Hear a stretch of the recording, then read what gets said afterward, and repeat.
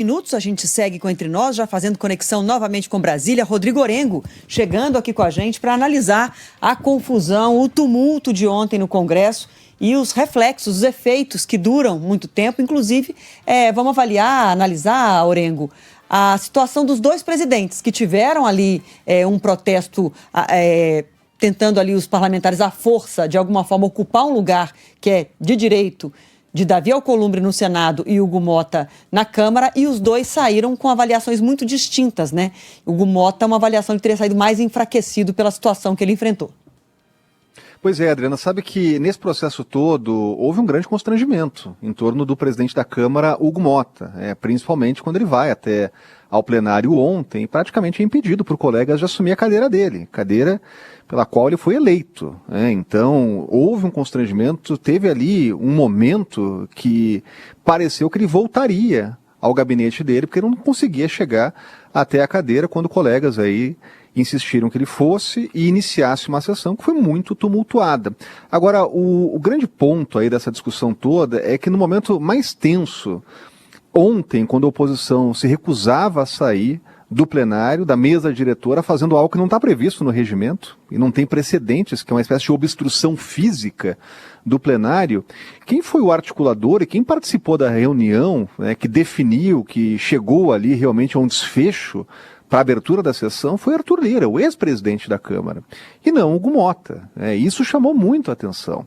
Então, desse processo todo, há um constrangimento agora em torno do presidente da Câmara, Hugo Mota. Agora, ao mesmo tempo, o presidente do Senado, mais experiente, já foi presidente em outra oportunidade, tem ali uma ligação mais firme com parlamentares no Senado Federal, acabou, nesse momento, conseguindo presidir a sessão sem grandes problemas. Inclusive, chegou até a sessão hoje, que seria remota, e conseguiu fazer a sessão presencial com um anúncio pela oposição de um acordo de procedimentos. Agora, Adriana, a gente vê que em toda essa confusão tem muito diz que me disse, muito falatório. Ontem mesmo a oposição chegou a anunciar publicamente que tinha um acordo para votar a anistia, acordo que hoje não existe. Então, o que a oposição conseguiu, na verdade, é um compromisso de líderes partidários para votar, por exemplo, o fim do foro privilegiado. Isso ficou estabelecido. Agora, a anistia já são outros 500. E a anistia geral e restrita, como líderes da oposição defendem e colocavam, inclusive, como pré-requisito para retomar os trabalhos na Câmara, para sair daquela obstrução presencial, isso hoje não tem a menor possibilidade de passar.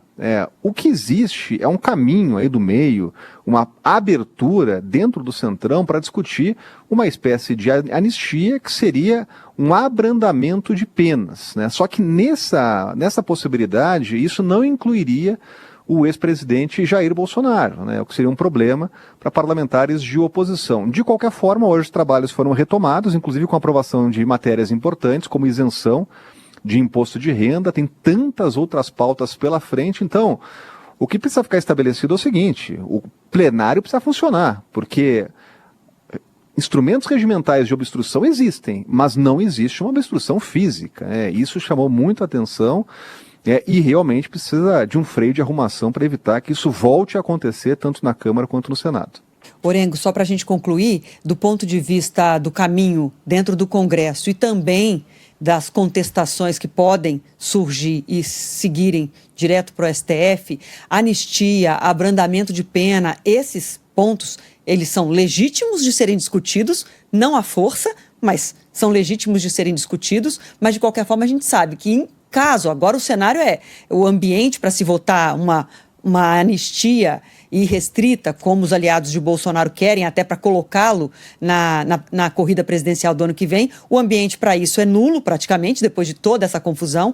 Mas ainda que que caminhasse um processo de abrandamento de pena, uma anistia light, excluindo Bolsonaro, tudo isso vai chegar ao Supremo, que já tem sinalização de que não vai considerar inconstitucional. Agora, uma votação de foro privilegiado, de mudar o entendimento, isso tem um caminho mais fácil, porque esse entendimento já mudou, inclusive, dentro do Supremo, como a gente falava aqui ontem, É esse sim, viu, Adriana? Até tem uma adesão muito maior dentro do Congresso Nacional, né? Foi-se o tempo que o deputado e o senador considerava um privilégio ter o foro, né? Agora, pelo contrário, o parlamentar acha que é um risco maior responder diretamente ao Supremo. Está preferindo responder à primeira instância, que tem mais prazo, também esfera de recurso, e inclusive com as últimas ações, operações, hoje não é jogo para o parlamentar responder ao Supremo Tribunal Federal. E sobre esse ponto, o Senado Federal já aprovou uma matéria, então cabe à Câmara agora deliberar sobre esse assunto. Então, o caminho está aberto para isso, entre esses acordos aí, diversos anunciados, pelo menos nesse item, há sim um acerto com parlamentares do centro, do centrão. Então, o caminho mais provável agora, mais factível, é realmente uma deliberação, uma votação sobre o foro privilegiado, que pode acontecer já na próxima semana. É isso. Obrigada, viu, Orengo, pelas suas informações. Que o Congresso caminhe discutindo assuntos que interessam ao Brasil. A gente está em vigor aí um tarifaço de 50%. Tem que avisar para esse pessoal aí, né, que está no Salão Verde, no Salão Azul, que tem um tarifaço de 50% sobre vários produtos brasileiros. A gente precisa discutir o Brasil de verdade. Obrigada, viu, Orengo? Valeu, um abraço. Tchau, tchau.